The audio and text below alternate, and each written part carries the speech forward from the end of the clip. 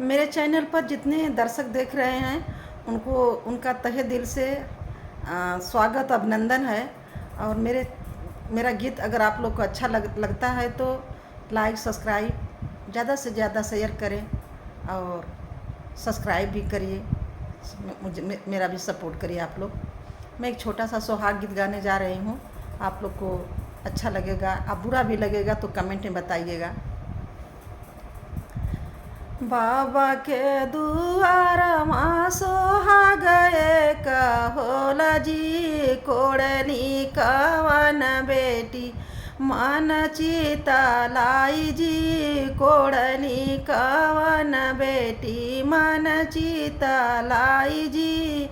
कोड़ल सोहाग बाबा हालर देला जी, लाई दा मजूर बाबा लेहुन सिंचाई जी, लाई दा मजूर बाबा लेहुन सिंचाई जी।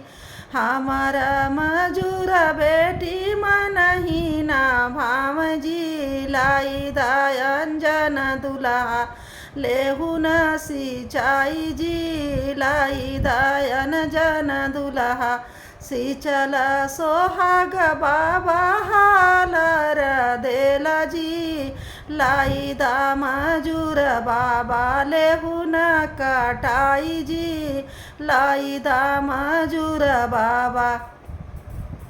हमारा मजूर बेटी माने नाही भाव जी, लाई दायन जन दुल्हा लेहुन कटाई जी, लाई दायन जन दुल्हा कटल सोहाग बाबा हालर देला जी, लाई दा मजूर बाबा लेहुन ढोवाई जी, लाई दा मजूर बाबा लेहुन ढोवाई जी।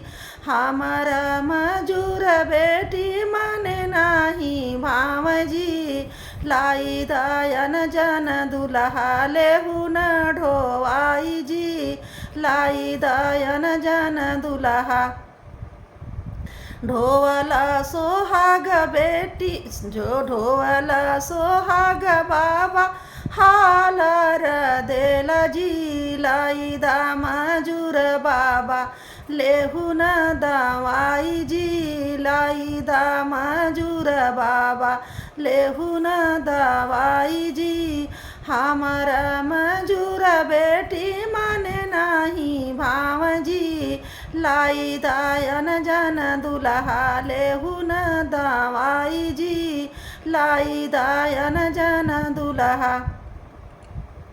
दावा बारह बारह केरी दावारी ना धाला जी, हाकली कावन दुलहिनी लट छट काई जी, हाकली कावन बेटी लट छट काई जी, हाकली कावन बेटी घोड़वा चढ़ल अइला दुल्हायन जन जी, बारह बायल कल्ली देला छटकाई जी, बारह बायल कल्ली देला छटकाई जी।